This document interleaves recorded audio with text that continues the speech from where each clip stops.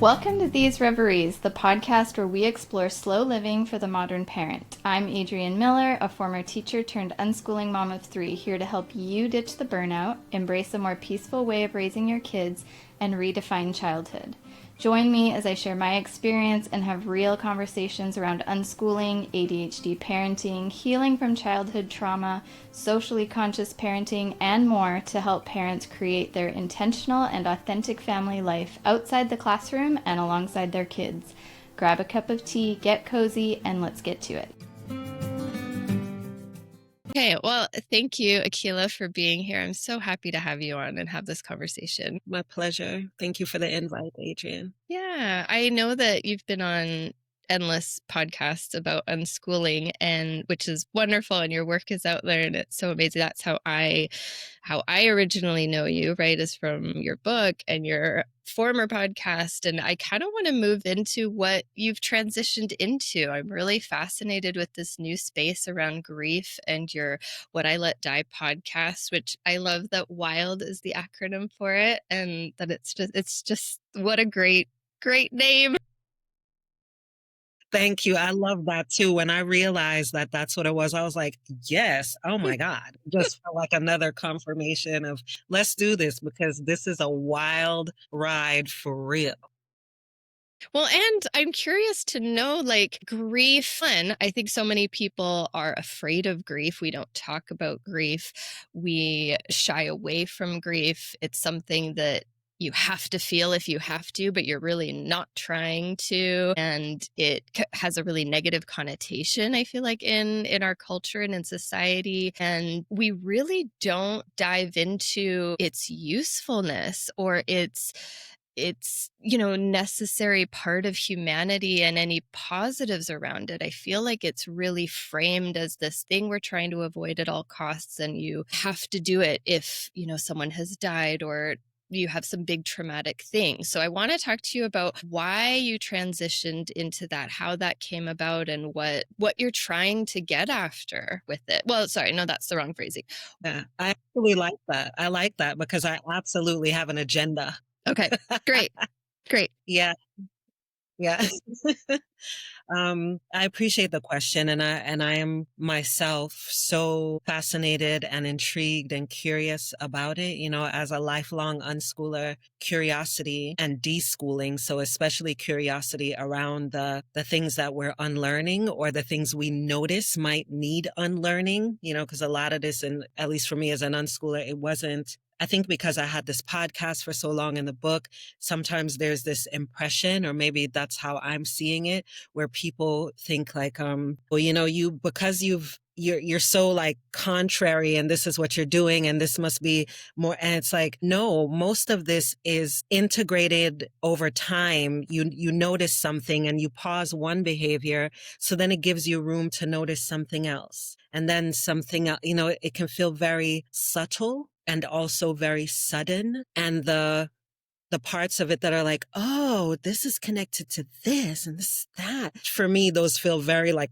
haphazard and, like something, it's like, oh, as opposed to I am in a better relationship with my children and therefore, so, right. So grief is that all day, every day. It is like the absence of a level of certainty and a level of like trustworthy understanding. Okay, I get it in this form. So that's what it's always going to be. In so many ways, I feel like my unschooling journey with my family absolutely led me to grief literacy work. Because, Adrienne, so much of what I can now see in hindsight, so much of what I was called into myself, in my family, and personally, and also in the people who invited me in a variety of ways through just listening to the podcast or me going there to speak to that group of people or just friends that I've made over the years from this journey. It's less of much of what they were managing and what I was managing was untended grief. That's what I see now. And specifically, not just grief around the death of a person, but the grief of the shattered expectations about what it would mean to become a parent or what their child would be like or what the student that their child has become would be like. There's so much of that. And when that does not happen, there's grief, but we're not, because we're in a death phobic society, any type of death, especially the kind that you can't hold a funeral for and be like, Uncle such and such died. There he is, he died, so we'll mourn for 4 days and we'll keep him moving. If we're not tending to that, we have even less of a chance of paying attention to, I thought I had a vivacious 8-year-old or who was this and this and this, and now they're 11 and they wear headphones all the time and they don't give a shit what I think. They're not trying to make me happy or go to the park. Grief. That's grief, even though it looks like something else. Not to mention, as people raising free people, trying to feel into this thing that you may not have any reference point for because you came across it as a result of a lot of pain and grief that you endured as a young person or as a teacher, right? So that's kind of broadly, Adrienne, how they're connected for me. And I didn't freaking plan to focus. I was in seminary, which is something that I had been interested in for a very long time, but couldn't find one that wasn't like either high key or low key religious dogma, right? Because I'm not a religious person. And so I just really struggled. And I finally found a space that was a really good fit, it seemed. And I was there for a year and a summer. And it was beautiful in many ways. And my unschooler self was very present. I got called into dean's offices all the time because I'm like, how you gonna tell me what kind of homework I'm supposed to do? And I'm the person in the thing. And like all the unschooler things. And then eventually, I think it was like both a spiritual, I'm going to say point of access. Like I was so surrendered to the experience. And I really had this expectation of leaving it, and being able to be an ordained minister and being able to bring my subversive element of these things into places that could bring me in under the premise of churchy stuff. But really we were doing what we were doing, right? That was kind of one of my main motivators. But then I realized, there was an abrupt kind of pause because the scholarship that I thought was going to last for the whole seminary experience actually was only for the first year in the summer. No. That was wild. And so I first was like, okay, well, I guess that's over. I've met some beautiful people. I've learned a lot, blah, blah, blah. Then I remembered the thanatology classes we took, and thanatology is the study of death, dying, and loss. Okay. And I was like, oh, maybe I could just take some more classes there. And it turns out that there was a collaboration with them and the Art of Dying Institute. And I could just zoom in for about 6 months on death, dying, loss, grief, bereavement. And Adrienne, that's exactly where I needed to be. Changed my life. It helped me to integrate so many things. It helped me to see my daughter's grief and right to grieve very differently than I had before. And I believe it's changed my relationship probably with everybody that I'm in relationship with, because I now see everywhere untended grief opportunities. And I see people as grief tenders in addition to everything else that we are, which is softer and different and doesn't need as much explaining. Yeah. Well, and it's a universal human experience, whether we talk about it or not, or acknowledge it or not. Everyone at some point has felt grief. So it's something we can all relate to. Exactly. And what's coming up for me as you were speaking was with unschooling, I think we tend to kind of go into it with, okay, this is going to be an educational method of how I raise my kids differently. And you get really hyper fixated on what your kids are doing or not doing until you really deep dive into unschooling and start realizing, oh, this is actually more about me. And then things come up that you never could have imagined, as with parenting, right? Like triggers come up and you're forced to confront things that seemingly like so unrelated to unschooling, because you're like, oh, well, this is an educational philosophy, or it's how I teach my kids naturally. Like it's all these things, which is great. That is a part of it. But what has come up for me in the last, I've been doing it for 12 years now, things around like growing up Mormon. And I have left, but I had to completely grieve how I was raised, completely grieve stuff unrelated to my kids entirely, but just all around my life, right? Grieving the mother wound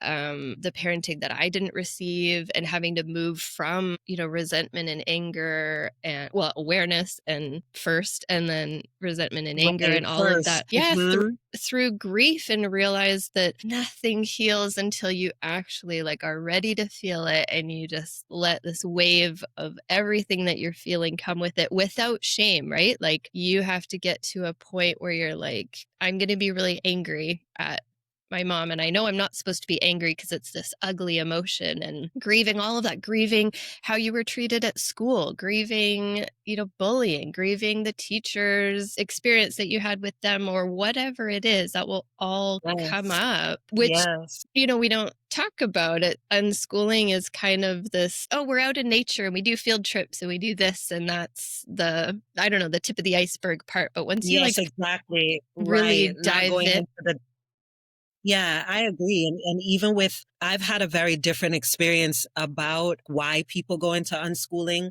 And I know some of that is because I'm primarily in Black communities and diversity of Blackness in communities. Mhm, And for so many of us, it doesn't start out like an educational pathway. mhm. It starts out like the shit is not working for my kid in the school and that's Yeah. unsafe. So it's like a pause point. Mhm, And so much of unschooling, as you've probably heard me say or read me say, is mhm, liberation work, because we really are talking about raising free people. And so much of what you mentioned that comes up and feels unrelated is often as a result of spending time with people who are more free than you have ever been, mhm, is our children, right? So to it's and it because it's not just cognitive, it's what happens in the body, when we see our kid sit and do nothing and just exist for yeah. hours or do something that we think is not enough somehow, and to have enough space because you're not doing all the things with your kid to notice how that's landing in your body. Mhm, Right. So when folks are listening to this and are hearing you say you had to grieve those things, that's what I want us to be thinking about. mm, When we say grieving something, it means so many things. And that is an important conversation to have. That's where we start. What the hell do you even mean by mm, grieving it? And when you said in order to heal, that's another thing in my deschooling that I've really been unlearning, which is, I think, an idea that that everything can heal. And that is a goal.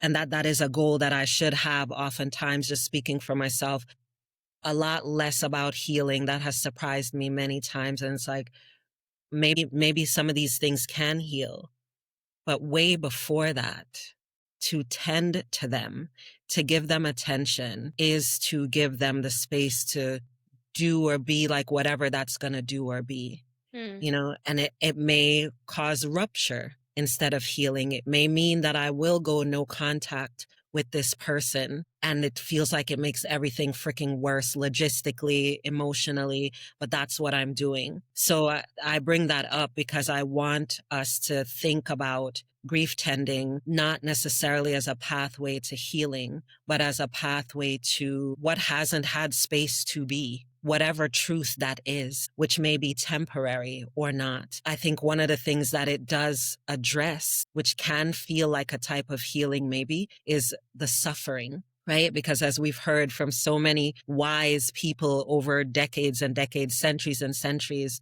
that, oftentimes suffering is optional. Pain is not. Shit is going mhm, to hurt physically, emotionally, but the suffering doesn't have to be extended. There's everything from internal ways of managing pain to medication when that is needed, to all these other ways to move through it. And also to the release of expectations, right? That's a very effective means of being able to move through the idea that something is different than what I wanted, expected, intended, preferred, mhm, can deal with. And that hurts. And it may never not hurt, mhm, ever. But if I tend to it, it may not hurt in the same way, right? Grief is a partner. It's a lifelong partner that we maybe didn't choose, but when we consent to that relationship, for many of us, it does ease the suffering. It does ease the suffering, Adrienne. And even when you said at the top of it, how we don't talk about death, and made me think about how so many people have been part of so many grief circles, small ones, big ones, doing this hospice volunteer work as well is another layer. And for so many people, there's this idea that we can avoid grief, or we must avoid it because who has time to deal with it? It's like a pain tolerance thing that is a luxury for rich white people who do retreats on pretty boats and shit, or go to the jungle to do plant medicine, can feel so much like that. And so that's why I liked when you said, what am I after? Because it's like, what I'm after is for a normalized idea that we think about grief as a lifelong partner, and that we are having conversations on a regular ass basis, not just about the grief attached with the death of a person, but also about non-body death grief. That is about expectations, identity, roles, versions of the self. Can we use language like eulogizing and funeralizing for when a friendship dies, when we get a divorce, when a child is so very different than what we expected or hoped or wanted, when my hair starts to fall out, when I get a perimenopause belly. I was trying to think of the term, peribelly, mental belly. Peribelly. Whatever, like anything, the little stuff, the big stuff, but not just what happens when someone dies. Right.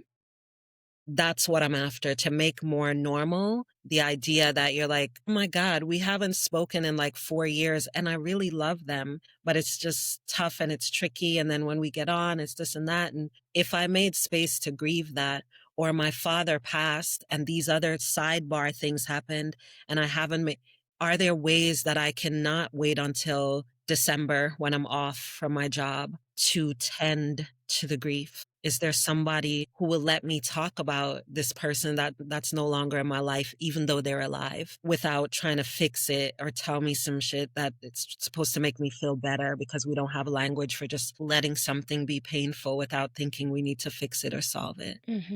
That's what I'm after. That's what I'm into. Okay.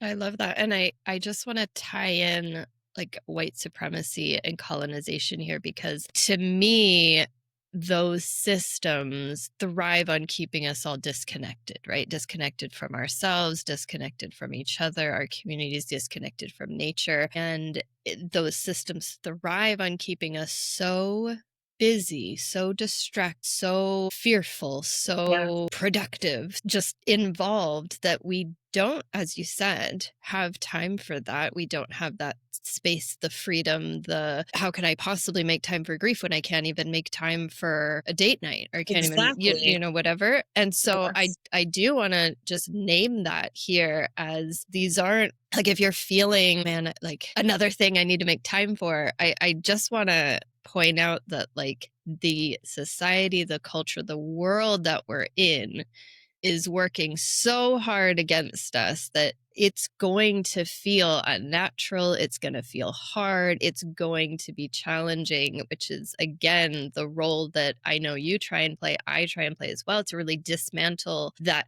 big vision stuff, as well as talking to people on an individual basis and in community and all the things that we need to do. But just acknowledging that there are forces at play that make this incredibly difficult and challenging. And so if you ever feel that this is, monumental work, it is, because you're doing it swimming upstream all the time. Unschooling, same thing. All these things that are unconventional, anything that has to do with decolonization is going against systems that have been in power for centuries, that we are now trying to dismantle once again, revolt again, once again, all of that. Yep.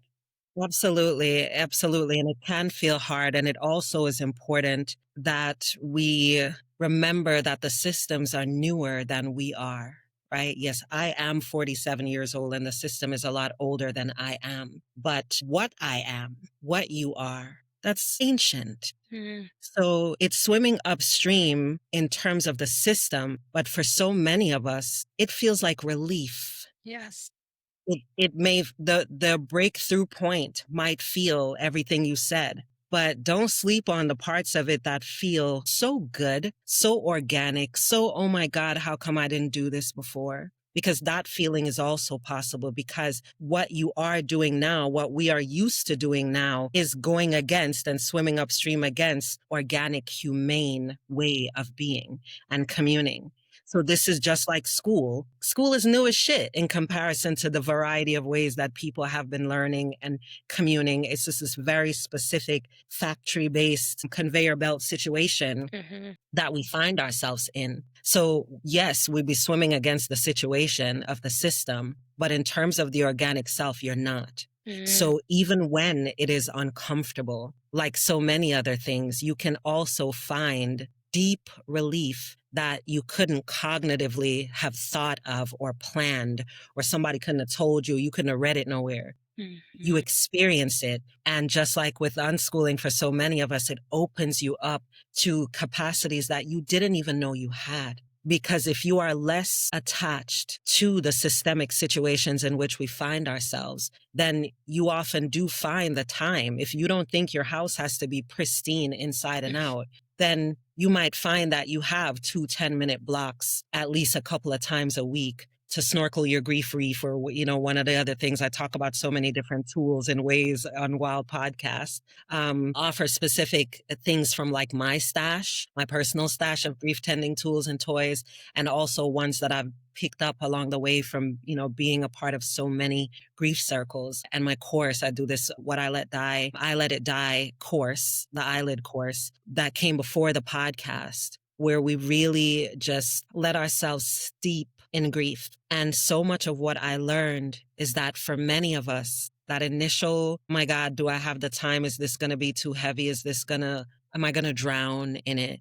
That initial thing tends to not last. It tends to feel like, my God, I'm looking forward to spending 10 minutes with all the pictures of my dad and listening to 2 of his favorite songs, and then putting that away and letting that be enough. And then spending another 10 minutes with how complicated the relationship was, because I didn't like him. I loved him, but I did not like him. And I don't think he liked me. And I'm going to spend 10 more minutes with that.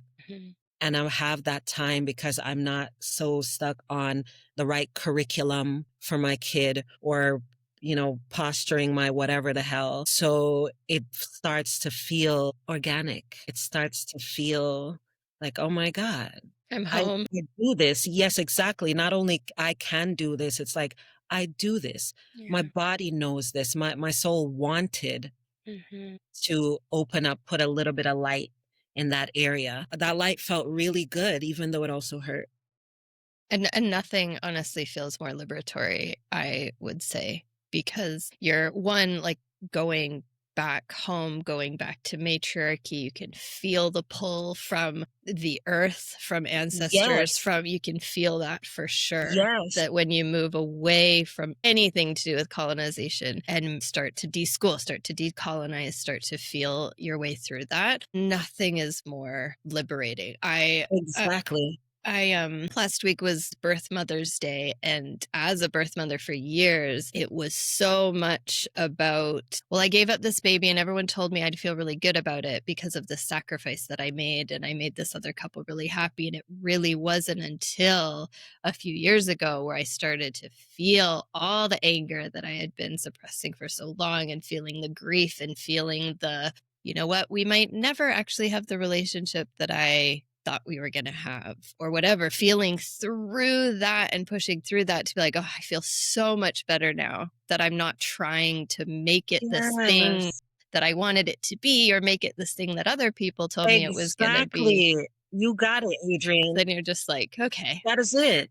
That is it. Yeah. And it is a thing you can mix in with anything else, any other relationship. When you start to do it for yourself and more as yourself, then you recognize all the other areas where it's like, oh, not just noticing how other people are grieving versions of you, as you grow and evolve, and like maybe your family of origin, it's like they may be grieving this idea of who you were supposed to be. So again, and it isn't to excuse any behaviors that were not safe, but it was to be like, that thing happened. And there are parts of me that felt like it was easier when I was a 7-day Adventist Christian and I had my rituals for these specific things, that my grandma was so proud of me and I wanted her to be proud of me. And I'm in a country where there's like 9 bazillion churches everywhere. Yes. Right. And you feel so counter. But then you do it and it allows you to have a sort of tenderness even for the different versions of yourself. The one that was angry about how it didn't happen, you don't have to shut her down. You just tend to her. Oh my God, I get why you're angry. You were so young or so whatever, so different, and you made the best decision you could. And if you were to do it today, maybe these things would be different, or they didn't explain this thing. You're giving it some light. And so that version of you that's like, yo, ain't nobody checking for me is like, oh, now somebody's checking for me. I don't have to wild out to get Adrienne's attention because I know she's going to come back. So I talk a lot in my coaching practice is where it started, but now it's just in everything about the community of one, right? Again, it's like most things, it just started with my own personal practices where there's the version of Akilah that is out there and known. And then there's like at least 7 other that I have direct access to who influence my relationships and my thoughts and my decisions. And those versions of me do not respond to bullying. They don't give a shit about what's happening out, right?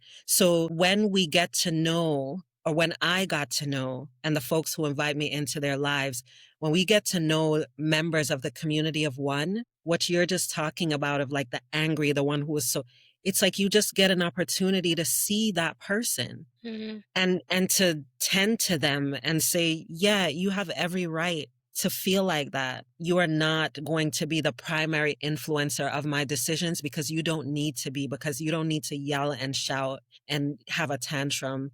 I got you. I got you on Wednesdays from 2 to 2:10. 10 minutes. Well, and you see them, you give them a voice, you give them, right? You're validating, which is what every human child, we all just want to be seen and to be heard. We can do it. And we can do it. It is so much of what liberation work offers us is the space to see what is self-generated that we mistook for something we needed to get from out there. That's right. Right. And out there can affirm and not everything. There are absolutely some things as humans that we need from other humans and from our more than human kin. And when we grieve, we allow those things to show up. We stop trying to pretend that we are given life and not death. And so what does that look like in its diversity of forms, like the little D deaths, like a relationship, you know, with somebody you met 6 months ago that you really thought y'all were going to end up being friends, but turns out she's fucking weird. So it's not going to happen. That deserves grieving, because that might also be tied to your idea about how friendship happens for you or doesn't happen for you. That was tied to what your teacher told you in the 2nd grade about how you weren't nice and so nobody was going to be your friend. So that little version of you now gets to hear you say, girl, that was bullshit. The teacher probably was dealing with her own stuff and you didn't like this person and you don't have to like them because that's not what friendship means. Then that version is like, oh my God, true shit. Okay, so what was it I was looking for? Connection. Oh, okay, where do I find that in these variety of ways? I'm curious. Let me spend a little bit of time because since I'm not spending the time trying to be homegirl's friend when I don't even like her like that, now I have some time to be like, I like stamp collections and roses. Okay, who knew? Yeah, it's giving yourself that time and that space to, and that's what I think unschooling is, though. It's giving everyone, yourself, your kids, that time, that space and freedom to just be and to just experience. And not everything has to be good or bad or this or that. Like, it also just is, right? Emotions are, experiences are, and we can feel in and out of them for whatever they are. Yeah. And that's trustworthy and it's valuable and it is rich, deep wisdom and education. So many of the types of effective busyness is that thinking that we have to simulate or even stimulate these experiences when really being present, being alive allows for so many things that you don't need to plan and you don't have to just lay there and react to everything. Mm-hmm. We're talking about a type of liberatory practice that is giving you the freedom to be in connection with non-capitalistic white supremacist mythology ideas of how we need to be and show up. And so therefore, our ideas about community, including and specifically the community of one, also shifts. Because if you have 15 different pain points, and you do, if you haven't tended to your grief, of course, everything is very freaking ouchy. And it's easy for you to be like, what did he say? Mm-hmm. And if you're tending, then you know who's responding like, what did he say? You already had a conversation with her, and she know you're going to have a conversation with her again to be like, girl, what? I know you are big mad. I get it. Yes, girl. What do we need to do? Are we going to dance? Are we going to, what is the thing somatically and spiritually that we're going to do to make sure you know that I felt that you felt that? And that's an old thing that's coming up. And it is no longer, it also is appropriately in its place, meaning it's not right here. Was like, well, Adrienne, what did you say? Because I didn't even realize that I'm still tender from this thing. That's why I like the term grief tending, because it's like, I'm tender. There's so many tender spots that I now have the opportunity to tend to, and I can do it. I can call in songs and movements and podcasts and books and people and nature. I can call in so many resources for free to tend to my tenderness, so that I'm not walking around super defensive, understandably, about my tender spots and then acting like everybody should know what's going on. And I'm also noticing that other people, whether I can see it or not, I know because they're alive, they also have their tender spots. Am I mistaking a moment of their grief tending as something else? Can I add that into the equation? And then how differently might I move with people if that's so present to me, even if just for myself, even if I don't care about nobody else yet? Which is really tapping in, I feel, to this feminine, soft energy, that gentleness that really isn't valued in white Yes. supremacy at all, right? We Come need on. this masculine, aggressive energy. We don't tend to those things. We move through it. We build resilient children who are tough, who can handle the world, Yes. who are going to move forward and let things slide off their back. That is it. That is it. And we are all traumatized by these isms in so many ways. I know in so many Black communities, the history and the genetic memory of, if you are not busy or not looking busy, you are in danger. That's a very real experience that lives in the genetic body and self. So it's another layer. When we first started with unschooling and I got called into speaking in spaces, oftentimes it was either not white people or white people who were like, can you come in here so that we can have the conversation about this not only being about my kid being free to do whatever they want to do? Because so many of us recognize the impact of these other isms. If I feel like my child's safety is attached to their capacity to look busy and occupied, I can't. None of what you're saying about trusting kids, that shit, where is it going to go? Yeah. Before I address what is happening there. And so unschooling is very much grief tending, because it allows you to see what is in the way of you trusting that young person and making space for the agency and autonomy that is their right as a human, no matter what age they are, right? If you don't feel safe and you can't make them safe, you don't give a shit about that. Yeah. Well, and Black kid freedom and white kid freedom is not the same, because, right, white unschoolers are like, oh, we just it's about being wild That's and the whole feral. point. Black kids don't have that same That's freedom. my whole point. That's what they call me in to be That's like, right. why isn't anyone? Because people know it Yeah. and they feel it, but no one's talking about it. It's like, no, freedom and responsibility are two sides of the same coin. And it's not just like throw everything out. That's why when people talk about a luxury of unschooling, I'm like, you don't even know. It actually would be easier sometimes to be like, go to the place, or because I said so, or whatever that.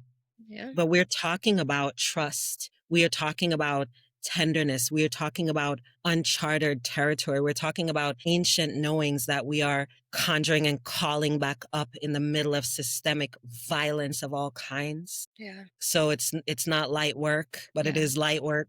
Yes.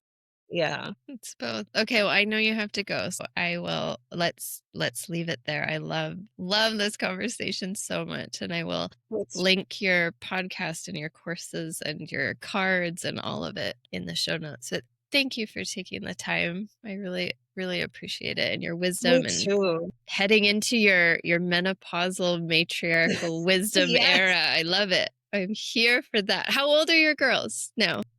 We are 21 and 19. My I know. gosh. Oh my I gosh. know. Because when I read your book, they're so young still. Wow. I know. They are just like tall, adultish people. And I'm like, wow. What? I'm I know, and I'm so grateful. This is why I continue to like do the interviews and be in different spaces and be in community in a variety of ways, because what I am seeing and learning now as a result of spending those years and investing in that way that Chris and I did Mm-hmm. is so affirming. I mean, they are strong personalities and incredible people, and we work well together. Like they trust me and I trust them, and that's a direct result of our unschooling practice. Yeah. Which people need to see, because I think so often they're like, well, they're fine now. You can unschool when they're 3 and 5, because 3 and 5-year-olds can play. But what about when they're older? It's totally going That's to mess right. them up. So I love that Yes. we have this. So, okay. Well, thank you so Yes, much. and which reminds me quickly, one more quick thing connected to this, because I want to make sure people have this resource, and because you just brought it up, what you said, the Alliance for Self-Directed Education, Yes. they have this thing out called a compendium with a bunch of different offerings in there from folks. Marley, who's my 21-year-old, she wrote a piece in there about her life now as a She college did. student and how unschooling has affected. So yeah, so check that I out love at the it. compendium. And I read it and I was like, Marley, Okay. girl, you went in. It's so much of what we're Good. talking about. Like people need to see it. Yeah. Yeah, yeah. I wrote a Thank you, Adrienne. consent and parenting piece for that compendium. So I'm gonna have to go look Yeah, at Marley's. So that's great. I love that. yeah. Awesome. I'm glad Yeah. you offered that to the space, because we can't talk enough about No. consent. Okay. Thank you so much. Yeah. You're welcome. Okay. Bye-bye.